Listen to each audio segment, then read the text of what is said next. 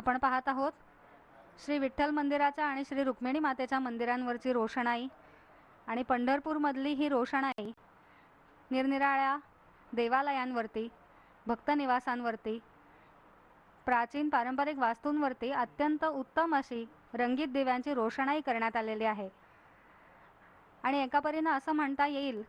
की आपल्या मनामध्ये तेजाचं छोटं छोटं रूप घेऊन प्रत्येक वारकरी बंधू भगिनी जे देशाच्या कानाकोपऱ्यातून इथे पोचलेले आहेत, त्या तेजाचीच लखलखती रूप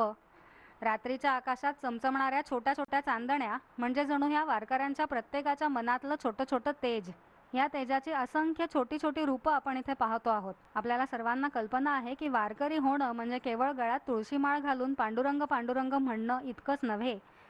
तर वारकरी संप्रदायासाठी आचरणाचे जे